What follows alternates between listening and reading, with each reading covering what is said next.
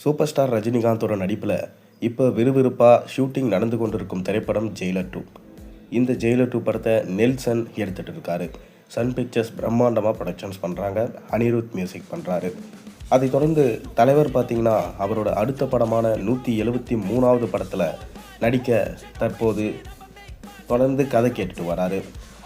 கமல்ஹாசன் அவர்களும் தொடர்ந்து நிறைய டைரக்டர்ஸ் கிட்ட கதை கேட்டு வருவதாகவும், ஆனாலும் பார்க்கிங் படம் எடுத்த ராம்குமார் பாலகிருஷ்ணா தான் அவர் சொன்ன கதை தான் ரஜினி கிட்ட நரேட் பண்ணும்போது அவருக்கு பிடிச்சதாகவும் ஒரு பக்கம் தகவல் போய் கொண்டிருந்தது. ஆனால் சூப்பர் ஸ்டார் ரஜினிகாந்தோடைய பிறந்த நாளுக்கு இந்த படத்துடைய அனௌன்ஸ்மெண்ட் இருக்கும், தலைவர் 173 படத்தோட அனௌன்ஸ்மெண்ட் வெளிவரும் என ரசிகர்கள் ஆவலாக காத்து கொண்டிருந்தாங்க. கடைசியில் எதுவுமே வரலை. காரணம் என்னன்னா, சூப்பர் ஸ்டார் ரஜினிகாந்துக்கு சிம்பு அவருடைய கதையை தான் மாற்றி ராம்குமார் பாலகிருஷ்ணன் அவர்கள் சொல்லியிருக்காராம்.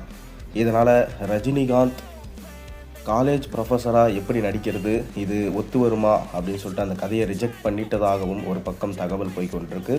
இன்னொரு பக்கம் இல்லைப்பா, கண்டிப்பாக ரஜினிகாந்த் அவர்கள் ராம்குமார் பாலகிருஷ்ணனுடைய இயக்கத்தில் தான் நடிப்பாருன்னு ஒரு பக்கம் சொல்லப்பட்டு வருது.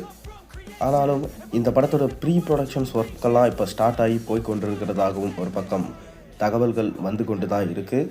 இன்னொரு பக்கம் இல்லை, கமல்ஹாசன் தொடர்ந்து தன்னுடைய கலைஞனுக்கு கதை பிடிக்கிற வரைக்கும் நாங்கள் டைரக்டர்ஸை கூப்பிட்டு கதை கேட்டுகிட்டே இருப்போம் என அவருமே சொல்லியிருக்காரு. அதற்கான ஸ்கிரிப்ட் ஒர்க்ஸ் இப்போ போய்கொண்டே இருக்குது. இன்னொரு பக்கம் ரசிகர்களோட விருப்பம் என்னவாக இருக்குன்னா, கமல்ஹாசனே ரஜினியை வச்சு படம் பண்ணலாம்ல அப்படின்ற ஒரு கேள்வியும் இப்போ வந்திருக்கு. ஏன்னா கமல்ஹாசன் நிறைய படங்கள் அவரோட கதையிலையும் அவரோட இயக்கத்திலையும் வெளிவந்திருக்கு. என் தசாவதாரம் படமே கமல்ஹாசனுடைய கதை தான். தொடர்ந்து ரஜினியை எப்படியாச்சு அவர் எடுத்துட்டாருன்னா கண்டிப்பாக தமிழ் சினிமாவோட பிரைடாக இருக்கும். 1000 கோடி என்ன 2000 கோடி கூட அடிக்கும் என சொல்லப்படுகிறது. ஆனால் கமல்ஹாசன் இப்போ எம்பியாக இருக்கிறதுனால அதற்காக அவர்களுக்கு நேரம் ஒதுக்க முடியுமா என்பது சந்தேகம்தான். தொடர்ந்து கதை கேட்டு வருவதாகவும், ராம்குமார் பாலகிருஷ்ணா ஒரு பக்கம் ஸ்கிரிப்ட் ஒர்க்ஸை ஸ்ட்ராங்காக ரெடி பண்ணி ப்ரீ ப்ரொடக்ஷன்ஸ் ஒர்க்கை ஸ்டார்ட் பண்ணிட்டதாகவும் தகவல்கள் வந்து கொண்டு தான் இருக்குது. பொறுத்திருந்து பார்ப்போம். நீங்கள் என்ன நினைக்கிறீங்க?